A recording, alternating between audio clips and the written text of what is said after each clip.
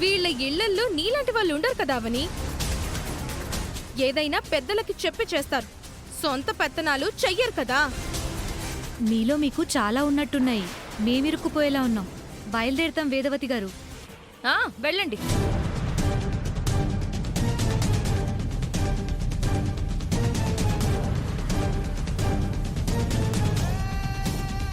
ఎవరు పెళ్లి చేస్తే వాళ్ళు పెద్దలైపోరు. అలా అయిపోతే జీవితాలు ఇలాగే తగలడతాయి. ఇద్దరిని దండలతో తీసుకొచ్చినప్పుడే మనం ఆ పెళ్లిని అంగీకరించకుండా ఉండాల్సింది. అవని మాటల మాయలో పడి తప్పు చేశాం. ఇంట్లో ఏం జరిగినా అవని తల మీదే వేసేయండి అక్క. అక్కన్న దానిలో తప్పే ఉందిరా. ఆ రోజు కావ్యకి కౌన్సిలింగ్ ఇచ్చుంటే ఈరోజు కావ్య జీవితం ఇలా ఉండేదా? జీవితం పెళ్లి అంటే షేర్స్ బిజినెస్ కాదన్నయ్య. అందుకేనా కావ్య జీవితం ఇలా రోడ్డు మీద పడింది ఇప్పుడు? మీరేం మాట్లాడరేంటమ్మా? బండ కింద చెయ్యి ఇరుక్కున్నట్టు కావ్య జీవితం ఇరుక్కుపోయింది. ఇంకేం మాట్లాడమంటావు? నాన్న మీరు ఏం మాట్లాడరేంటి? అమ్మ ఏం చెప్తే అదే వేదమా? శ్రీకర్, అమ్మ ఏం చెప్తే అదే నాకు వేదం. ఎందుకంటే వేదవతి మాటకి తిరుగుండదు. పెళ్ళైన ఇన్నేళ్లలో నేను తన అడుగుజాడల్లోనే నడుస్తున్నాను. మీ భార్య అడుగుజాడల్లో మీరు నడవండి, తప్పులేదు. కానీ నా భార్యను అందరూ దోషించేయకండి. అయితే ఇప్పుడు తప్పుని ఎవరి మీద వేసుకోమంటావు శ్రీకర్? తప్పంతా మీ కూతురిది బావా.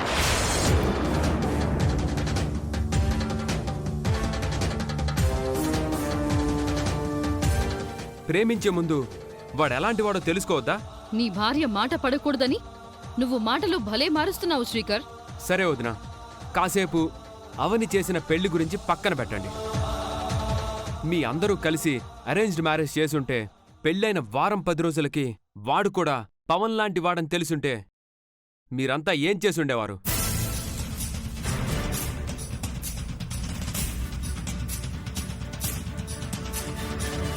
అప్పుడు ఎవరిని నిందించుండేవారు? ఒకరి మీద ఒకరు తోసుకునుండేవారా? శ్రీకర్ విషయం మొత్తాన్ని పక్కదోవ పట్టిస్తున్నాడా? నా భర్త కరెక్ట్ అయిన తోవలోనే ఉన్నాడు. కరెక్ట్గానే అడుగుతున్నాడు. అవని నన్ను ప్రేమించి పెళ్లి చేసుకుంది. నా మీద ప్రేమతోనే ఎన్ని కష్టాలొచ్చినా భరిస్తూ నాతో కాపురం చేసుకుంటుంది. అంటే ఇప్పుడేమంటావు? నీ పెళ్ళం మంచిది, నా కూతురు మంచిది కాదనేగా?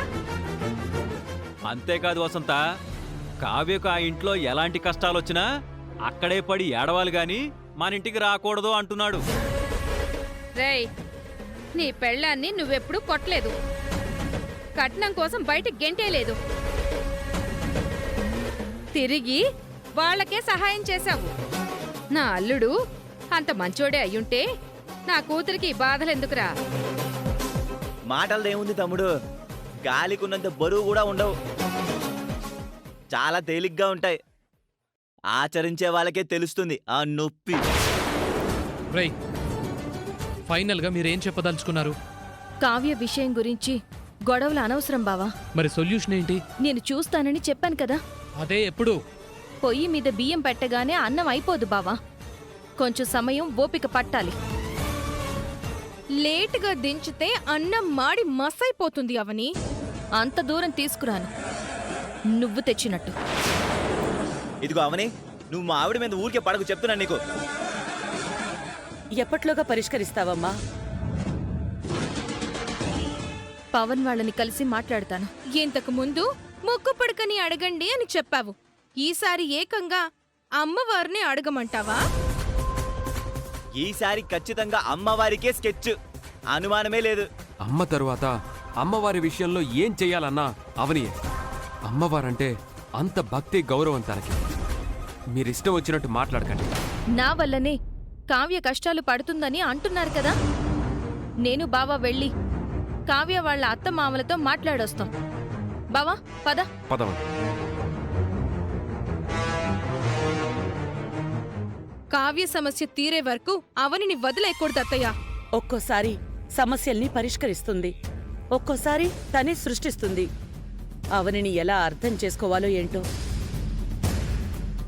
సమస్యలని సృష్టిస్తుంది అవని కాదత్తయ్య, నేను.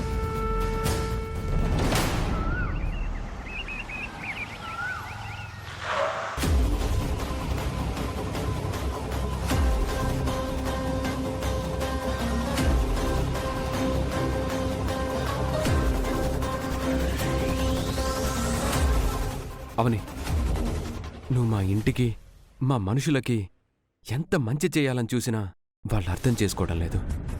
అలాంటి వాళ్ళ కోసం నీకెందుకింత తాపత్రయం? మన మాటకు విలువలేని చోట మౌనం మంచిది, మనకు విలువలేని చోట దూరం మంచిదని అంటారు. కొన్ని విషయాల్లో మౌనంగా దూరంగా ఉండటం మంచిదవని. నేనంత స్వార్థపరురాలయ్యుంటే ఇలా ఎందుకుండేదాన్ని బావా? అయినా నువ్వు నా మీదున్న ప్రేమతో నేను బాధపడకూడదు అనే ఉద్దేశంతో అలా అంటున్నావు గాని నా గురించి నీకు తెలీదా? నువ్వు మా ఇల్లు అన్నావు, నేను మనిల్లు అంటున్నాను. తేడా చాలా ఉంది కదా బావా? అయ్యుండొచ్చు, కానీ ఎంతకాలం ఇలా? నువ్వొక్కదానివే ఎందుకు సఫర్ కావాలి? మంచి చేయడం కోసం పోరాటం మొదలైనప్పుడే సఫరింగ్ అనేది మొదలవుతుంది బావా. యుద్ధంలోకి దిగినప్పుడే గాయాల గురించి నెత్తుడు గురించి ఆలోచించుకోవాలి. ఒంటికి చిన్న గీత కూడా కాకుండా యుద్ధం నుంచి తిరిగి రావాలంటే కుదరదు. నేను కూడా అంతే బావా. నా కుటుంబానికి నేను మంచి చెయ్యాలని ఆలోచించినప్పుడే నిందలు బాధలు ఉంటాయని అనుకున్నాను. కావ్య పవన్ల పెళ్లి విషయంలో మన తప్పు లేకపోవచ్చు గాని ఆ పెళ్లి జరగడానికి కారణం మాత్రం మనమే. అందుకే పవన్ వాళ్ళని కన్విన్స్ చేసి కాపురాన్ని నిలబెడదాం. పద.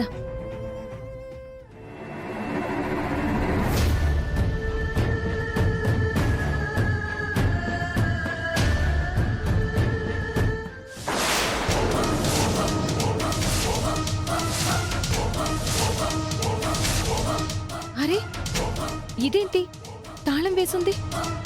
నువ్వుండు, నేను పవన్కి ఇప్పుడే ఫోన్ చేస్తాను.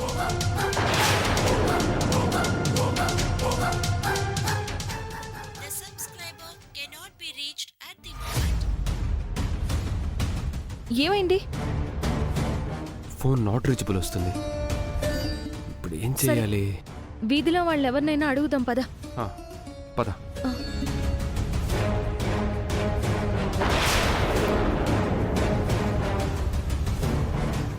ఎవరు వస్తున్నారు?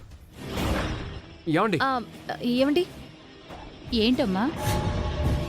పవన్ వాళ్ళు లేరేంటి? కాల్ చేస్తుంటే కలవడం లేదు. ఊరు వెళ్ళారమ్మా. 10 రోజుల వరకు రావడం కుదరదన్నారు. పవన్ వాళ్ళమ్మ గిరిజతో పనుండి మాట్లాడదామని ఫోన్ చేశాను, స్విచ్ ఆఫ్ వస్తుంది. సరే అని మా వారితో వాళ్ళ ఆయనకు ఫోన్ చేయించాను, ఆయన ఫోను స్విచ్ ఆఫ్ వస్తుంది. అందరి ఫోన్లు ఎందుకు స్విచ్ ఆఫ్ వస్తున్నాయో తెలీదు. సరేనమ్మా, నేను వెళ్తాను.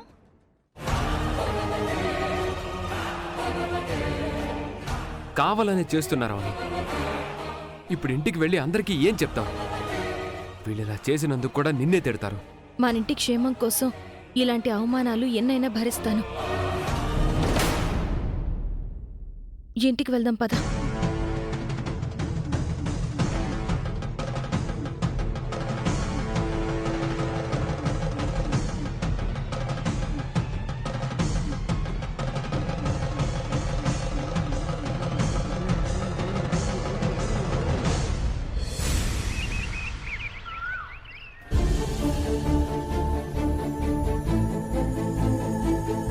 భోంచేద్దురా.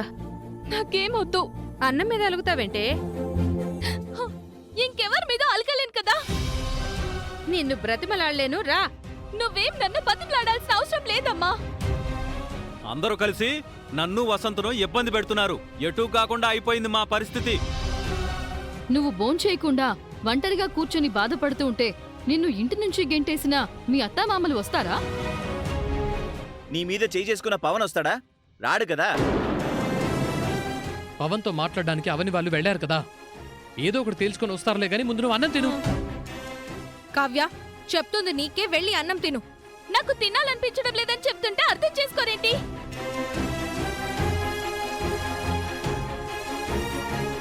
నువ్వు చేసుకున్న దానికి ఎదుటి వాళ్ళందరినీ బాధ పెడతావెందుకమ్మా? నా గురించి ఎవరు బాధపడద్దు, ఎవరు ఆలోచించొద్దు. నా మా నాన్న నన్ను వదిలేయండి. ఇలా తినకుండా ఉంటే చస్తావే. నాకు అలాగే చావాలనుంది. ఇలా రోజు నువ్వు మమ్మల్ని మానసికంగా చంపే కంటే ఒక్కసారిగా చావే చావు చావే ఆగు, ఏం మాటలవి? అవునండి రోజు మాకేంటి తిప్పలో పోతే ఒక్క రోజుతో అయిపోతుంది. ఏంటన్నయ్యా నువ్వు కూడా అలా మాట్లాడుతున్నావు? అక్క బావల మనసులో అంత బాధ ఉంది మరి.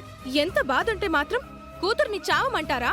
చూడమ్మా, సమస్య పుట్టడానికి క్షణం సమయం చాలు, అది తీరడానికి కొన్నిసార్లు జీవితకాలం సరిపోదు. దేనికైనా ఓపిక చాలా అవసరం.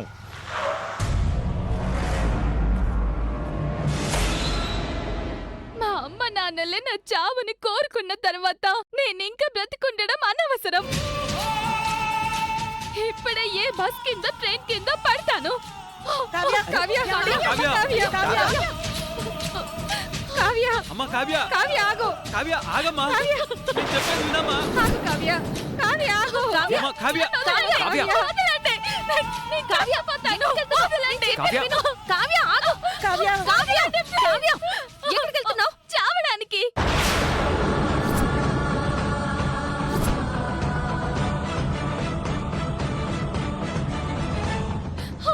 నన్ను వదలండి.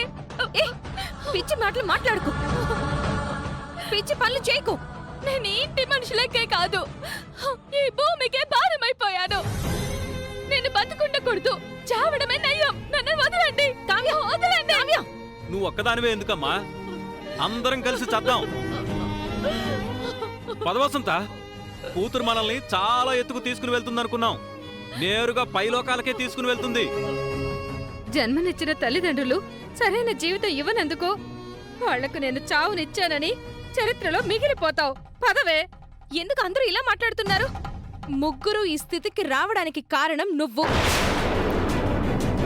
బావ మొహంలో బాధ చూసిందే లేదు. బావ చూడు ఎలా బాధపడుతున్నాడు.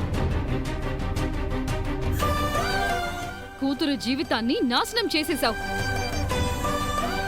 కావ్యని బలి పశువుని చేసేశాం.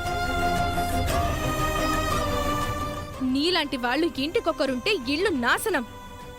ఊరికి ఒకరుంటే ఊరు, దేశానికి ఒకరుంటే దేశం నాశనం అయిపోతుంది. ఇంకందరూ నోరు ముయ్యండి.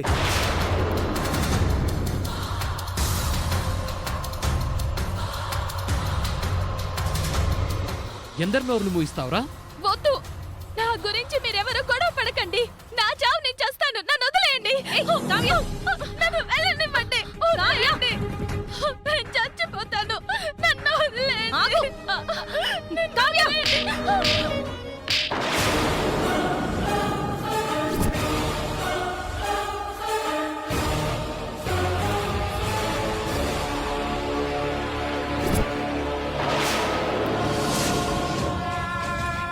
ఎక్కడికి పరుగులు పెడుతున్నావు?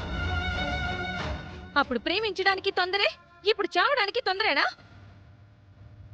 నేను నీ జీవితం నాశనం చేశాను అని ఇప్పటికే అందరూ నన్ను నానా మాటలు అంటున్నారు.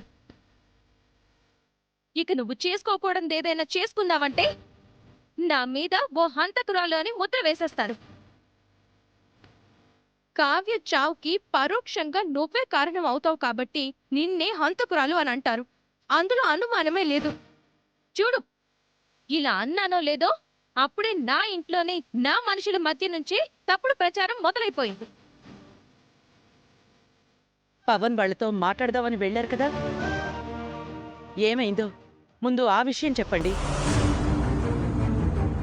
కావ్య వాళ్ళ అత్తమామలతో మాట్లాడారా? మాట్లాడరేంటి? అక్క, మేం వెళ్ళేసరికి బావా, నేను చెప్తాను. మేము వెళ్ళిన విషయం గురించి చెప్దామని అనుకుంటున్నాం. ఈలోపు ఇదంతా జరిగింది. సరే తొందరగా చెప్పు. నేను బావా వెళ్ళి పవన్ వాళ్ళని కలిసాం.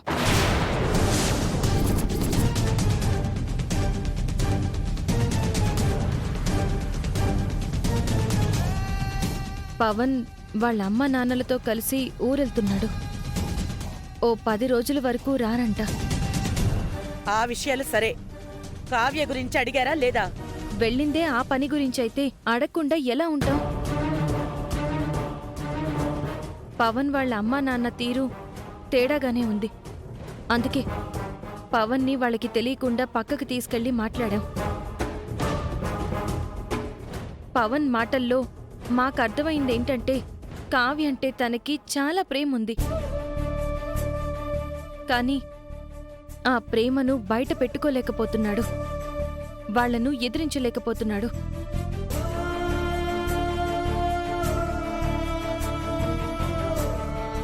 నేను కావ్యతో ఫోన్లో మాట్లాడకపోయినా, కావ్య కోసం రాకపోయినా ఎలాంటి తొందరపాటు నిర్ణయాలు తీసుకోవద్దు అని చెప్పాడు. కావ్య అంటే నాకు చాలా ఇష్టం. 4 రోజులు పోయిన తర్వాత అమ్మ నాన్నల మనసు మార్చి తీసుకొస్తాను అని చెప్పాడు. నిజమా అత్తా? నా మీదొట్టు. అంతలా ఆలోచించేవాడు నేను ఫోన్ చేసినప్పుడైనా 4 మాటలు మాట్లాడి ఈ విషయం చెప్పొచ్చు కదా. ఎవరికీ ఏమీ చెప్పుకోలేని పొజిషన్లో ఉన్నాడు. మనతో మాట్లాడాల్సి వస్తుందని ఫోన్ స్విచ్ ఆఫ్ చేసినా ఆశ్చర్యపోవాల్సిన అవసరం లేదు.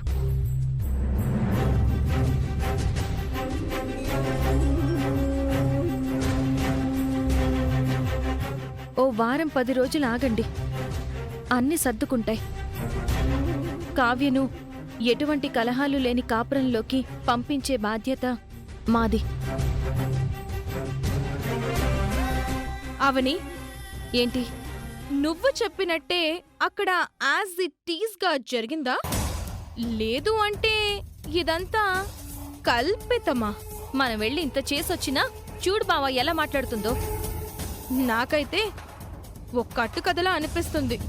నీకే కాదు బంగారం, నాకు కూడా అలాగే అనిపిస్తోంది. అయితే ఒక పని చేయండి. ఏంటది? నేను పక్కకు తప్పుకుంటాను, కావ్య కాపురం మీరు నిలబెట్టండి. తప్పు చేసింది నువ్వు, సరిదిద్దాల్సింది కూడా నువ్వే. అయితే నువ్వు మధ్యలో దూరకు. నోరు మూసుకుని ఉండడం మంచిది. అవని, నా పిల్లాన్ని నోరు మూసుకొని ఉండమంటావా? చేత కానప్పుడు ఆ పనే బెటర్ కదా. ఈ ఎక్స్ట్రాలే వద్దు. ఎక్స్ట్రాల గురించి నువ్వే మాట్లాడాలి మరి. ఏంట్రా? కాపండి.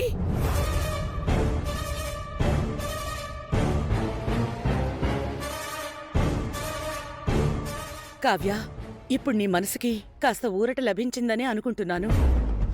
అంతా మంచి జరుగుతుంది. ఇప్పుడే వెళ్ళి అన్నం తిను.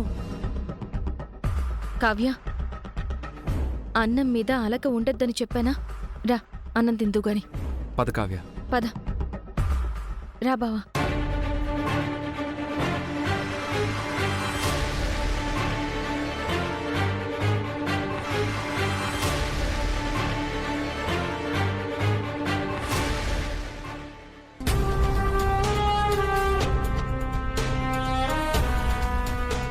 లడ్డు, హ్మ్? ఏం ఆలోచిస్తున్నా? ఇప్పుడు చెప్పిందంతా అవని స్క్రిప్ట్ లా అనిపించింది. అవును లడ్డు, ఎందుకంటే అవని డైలాగ్కి శ్రీకర్ ఎక్స్ప్రెషన్కి సింక్ కాలేదు. హా, ఆ 2 ముఖ చిత్రాల వెనక మరింకేదో కథ నడిచింది. అదేంటో టైం చూసి కనిపెడతా.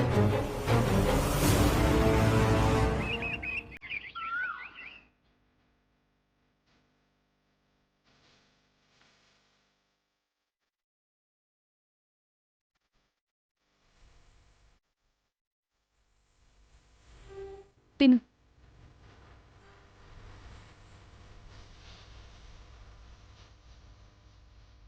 నీ కాపురంలో ఏ తప్పు జరిగినా అందరూ నన్ను బాధ్యురాల్ని చేస్తున్నారు. అందుకు నాకు బాధగా ఉన్నా పెద్దగా మనసుకి తీసుకోదలుచుకోవడం లేదు.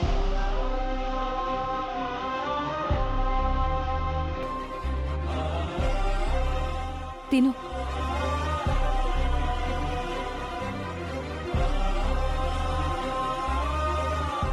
ఆ రోజు నువ్వు ఆత్మహత్య చేసుకోబోయినప్పుడు అక్కడ నేను బావా తప్ప ఎవ్వరూ లేరు. నిన్ను కాపాడ్డం కోసమే భగవంతుడు ఆ రోజు మమ్మల్ని ఆ దారిలో పంపించాడు. నువ్వు సంతోషంగా ఉండడం మాకు ముఖ్యంగాని సమస్యల్లో ఉంటే తట్టుకోలేమని నువ్వైనా అర్థం చేసుకో. చూసారా, మనందరినీ బ్యాట్ చేస్తూ తను మాత్రం మంచిదనిపించుకోవడానికి ఎలా ప్రయత్నం చేస్తుందో. 100 మంది 100 రకాలుగా మాట్లాడుకుంటారు. ఇప్పుడు నిహారిక మాట్లాడినట్టు వాటిని మనం పట్టించుకోకుండా ధైర్యంగా ఎదుర్కోవాలి. అక్కడ బుద్ధులు చెప్తున్నట్టు చెప్తూ ఇక్కడ నీ మీదే సెటార్లు వేస్తోంది. చాలా తెలివిగా. అర్థమైంది. అవని తెలివితేటల ముందు మనమేం పనికొస్తాం? అవునన్నయ్య, నువ్వు వ్యంగ్యంగా అన్నా అది నిజం. వీడెక్కడైనా సరే అవనికి గొడుగు పడుతూనే ఉంటాడు. అలాంటి అద్భుతమైన భార్యకు గొడుగు పట్టడమే కాదన్నయ్య, కాళ్ళు పట్టుకొని సేవలు చేసినా తక్కువే అవుతుంది.